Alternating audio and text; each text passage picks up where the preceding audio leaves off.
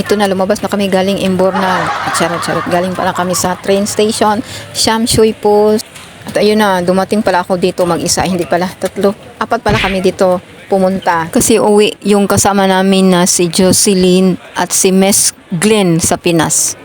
Pumunta kami sa Shamshui po kasi marami ang nagsasabi na mura daw dito yung mga bilihin, pang pasalubong po. At ito na nga, nakikita pala namin yung babae pala, yung likod pala nila.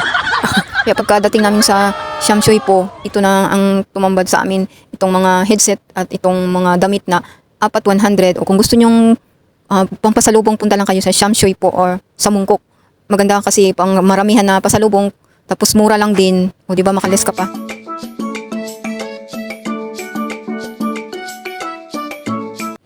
Wala pa kaming mga kape nito guys kasi gusto namin maaga. 3 AM kami umalis sa bahay. Ay charot lang. 9 ng umaga pala kami umalis galing sa Yunlong. Punta kami ng syudad kasi yung bahay ng mga amo naman is nasa bukid kami. Galing Pinas, bukid. Pagdating dito, bukid din. Charot lang. O diba, yan na makikita nyo yung mga tinda nila dito na mura. Kasi pagdating na sa amin yung mga tinda na ganito, mahal na. Plus 20, plus 30 na ganun. Yung mga bag. Nakikita nyo yung mga bag na mura, mga bra na mura, andito nyo na makikita. Ang dami-daming mga bag. Mura talaga dito sa Shamshui po. Kaya lang ang pamasahe mahal. Dito muna magtatapos ang ating Shamshui po, part 1.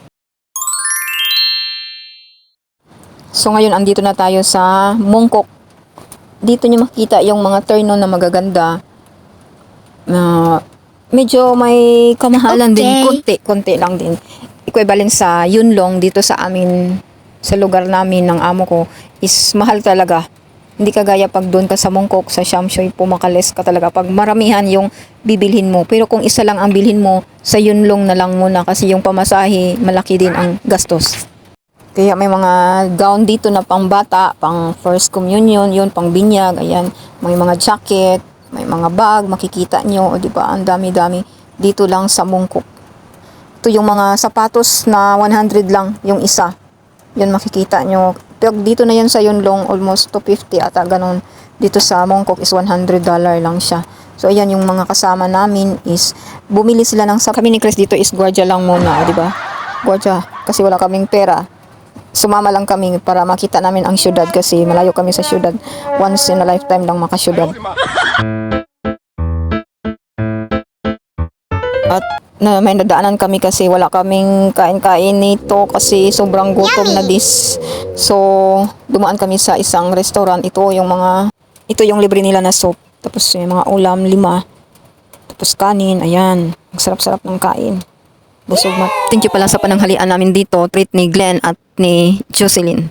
Kanya na kaming kain. Wala nang pansinan dito. Siyempre, wala nang pakialaman kasi gutom na. Wala nang sabi-sabi, wala na. Concentrate na lang sa pagkain. Ako din ito, nagbibideo sa sarili ko, kunyari lang. Ayan, yung mga ulam namin, super sarap. Yung ulam nila gulay, karning baboy, karning manok. Pagkatapos namin kumain, lumabas ulit, namimili ulit sila. At yun, naghahanap ng mas mura. At ayun, ang highlight sa aming pagpunta dito is yung t-shirt na I Love Hong Kong. Dito nyo makikita.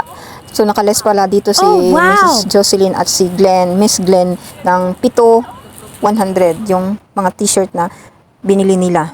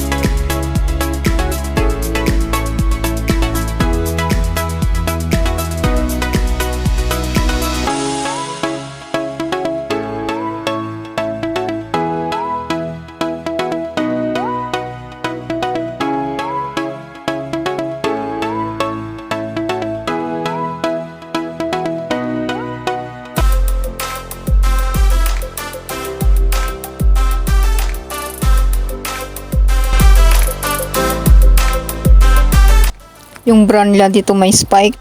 Sobrang tawang-tawa namin.